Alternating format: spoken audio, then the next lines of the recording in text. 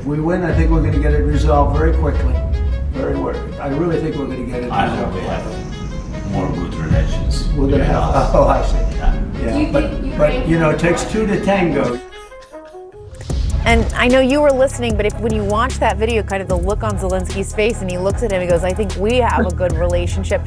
You say, you know, you're. And that should tell you all you need to know about how Trump is going to be a little biased when it comes to favorable of Putin compared to your literal ally, Ukraine. All right, once again, thank you for clicking on this video. If you clicked on this video, I appreciate you because, like I said in prior videos, once election is over, a lot of people tune out and they just go on about their life and they don't give politics two more minutes. But for individuals that are actually invested in keeping up with current affairs or what's actually happening in the world, so when it comes to, you know, 2 years from now, elections, or 4 years, we are knowledgeable about what's happening, and those kind of people we need out there educating people. So if you're watching this, which I know this video is not going to get a lot of views, but that's not my goal. My goal is to educate and have those conversations. And like this situation here with Ukraine and Russia, I'm not 1,000,000%, knowledgeable about the ins and outs and the whole history. But as it's going, I am educating myself. And with situations like this that we're going to talk about, it is important that we educate ourselves as things are moving about. Because when shit hits the fan, you don't want to be like, wait, where's Russia? Who's Ukraine? You know what I'm saying? Is that a new movie coming out? You know, like you at least want to know surface level information. So for the past few months, I've been, collecting notes and information as I go. So just to brief you guys, if you are not 100% sure before we get into the, not the movie, kind of what's going on now, let me just give you an overview of what I at least took note. So Russia invaded Ukraine February 24th in the large scale escalation of conflict that began in 2014 with Crimea. At least so far, Russia is initially aimed to quickly capture Kyiv, which I hope that's how you pronounce it, and overthrow Ukraine's government. But Ukraine has been pretty gangster. They actually been doing a lot better, kind of resisting. Russia occupies parts of Ukraine, including Crimea and significant portions of the eastern regions. NATO countries, including U.S., have provided Ukraine with billions in military aid, training, and advanced weaponry, which is part of what we're going to talk about now, throughout NATO forces. But they have not directly engaged in combat. Civilians, millions of Ukrainians have been displaced. Over 8 million refugees fled the country, and many internally displaced. Russia has been accused of targeting civilians, including attacking hospitals, schools, residential areas, and international bodies labels war crimes. So once again, that sounds very familiar, like Israel. Since mid 2022, Ukraine has launched successful counter offensive, retaking areas like Kharkiv and parts of Kherson. Once again, I had to learn these words and make sure I'm pronouncing them right. But that's just some of, basic information. Like I said, I'm pretty sure you can read into the history books, go further than what's now, because I'm pretty sure that plays a significant part. But that's just a general idea of what's going on and what we can expect to happen here in the future. So let me this one moment here, which is the scary part. Zelensky, who is like the general of Ukraine, he came to America, met with Trump, and the conversation they had on camera is telling of what's going to happen when Trump gets into office. So let's go ahead and take a listen. The bad news keeps coming for Ukraine. Russia is not only gaining ground along key front lines, it's also preparing to launch a massive counteroffensive in the southern Russian region of Kursk, the only place where Ukraine has seen major military success this year. All of this as Ukraine nears 3 years since Russia's full-scale invasion. And it's now facing, of course, uncertainty with its most important ally, the United States. But during an interview, Zelensky said one thing is certain as President-elect Trump prepares to return to the White House. Тому я вважаю, що війна I believe that the war will end, and it will not end in the abstract, but there's no exact date. However, the war will end faster with the policy of the team that will now lead the White House. This is their approach, their promise to their society, and it is also very important to them. And joining us now, CNN national security analyst and former deputy director of national intelligence, Beth Sanner. Beth, nice to have you here. Thanks for being here. Thanks, Jessica. I first just want to know what you make of that comment I just played from President Zelensky. Right. And I think I couldn't really hear at the end, but the last sentence that I read, he said, was that, and it's up to Ukraine to make sure that this war ends in the next year and with, a politically negotiated ending, something to that effect. And so I think that Zelensky and the Ukrainians in general are just, they're the ultimate in realists. If you are a country that is, weaker, you have to figure out how you are going to make it. And in Ukraine's case, this is about survival. So I think he understands that Ukraine is at risk of being a pawn in this. And his statement to me is absolutely about making sure that President Trump knows that he is going to be part of the solution and not the problem, that Ukraine is willing to go to the negotiating table. Okay, and to that end, Zelensky met with both Vice President Kamala Harris and Donald Trump when he visited earlier this summer. And there's another clip I want to play from this meeting between Trump and Zelensky. Here's this. This is the scary part. We have a very good relationship, and I also have a very good relationship, as you know, with President Putin. And I think if we win, I think we're going to get it resolved very quickly. I really think we're going to get it I resolved. hope we have more good relations. We're going to have. Oh, I see. Yeah, but it takes two to tango. And I know you were listening, but when you watch that video, kind of the look on Zelensky's face, and he looks at him, he goes, I think we have a good relationship.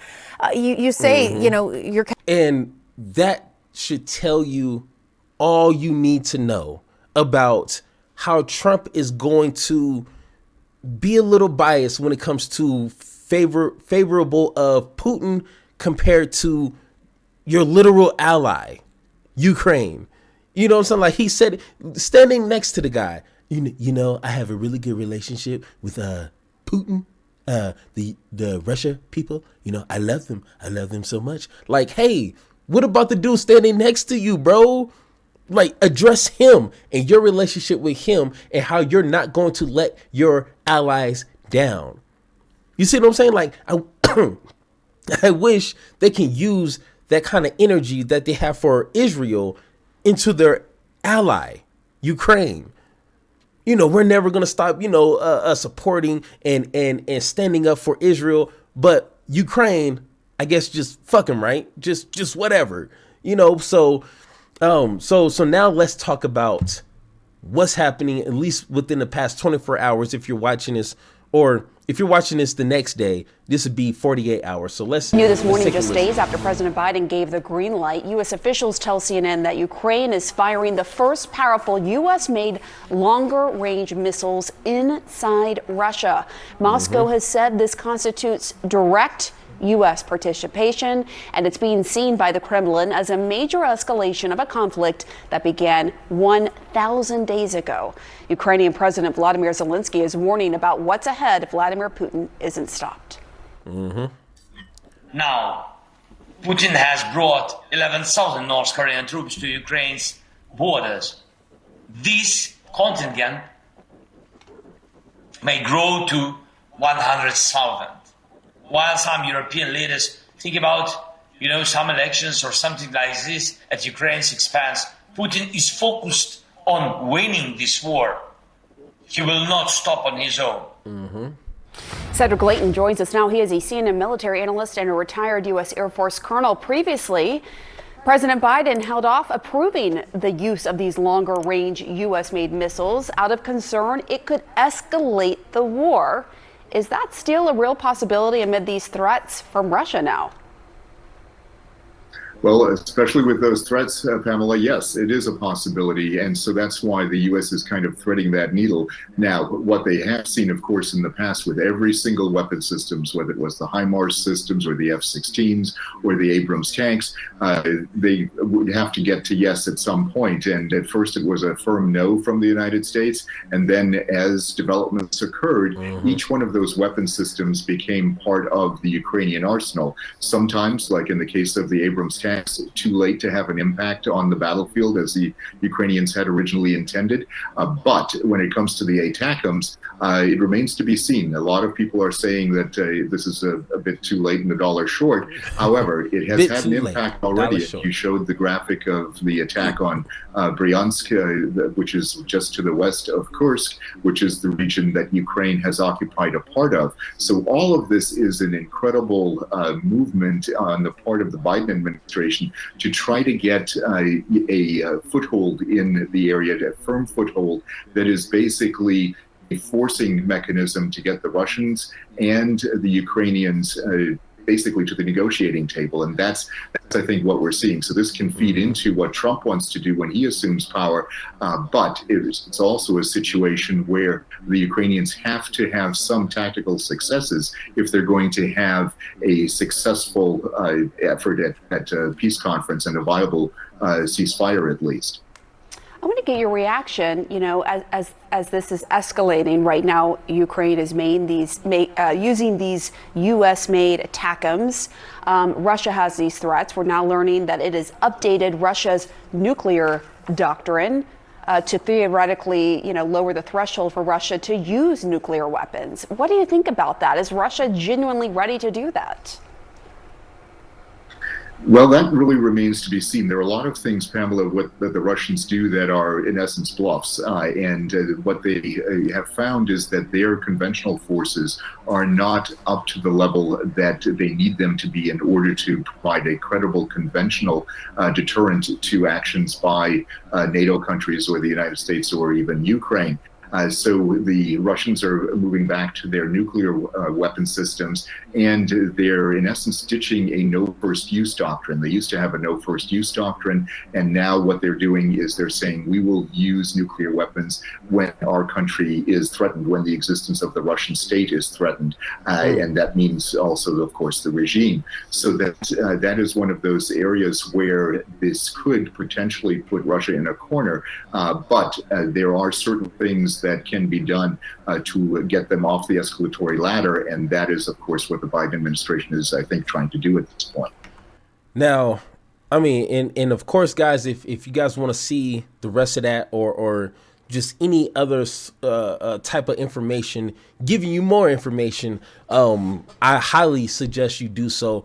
But I mean, I guess the understanding, the gist of it all is, to best serve Ukraine, they need to try to get this resolved as quickly as possible.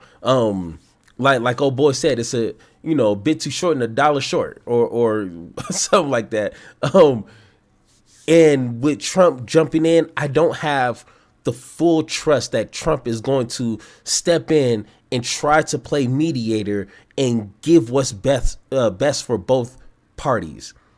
My heart of hearts think he's going to be a little bit more heavier on giving what Putin wants to give. Zelensky is not going to cave in. I mean, he hasn't caved in for almost 4 or 5 years. So it's like, that's going to put the Ukrainian people in a corner. And what happens if they don't comply with what Trump wants to offer? You know what I'm saying? Like, it just can get crazy really quick.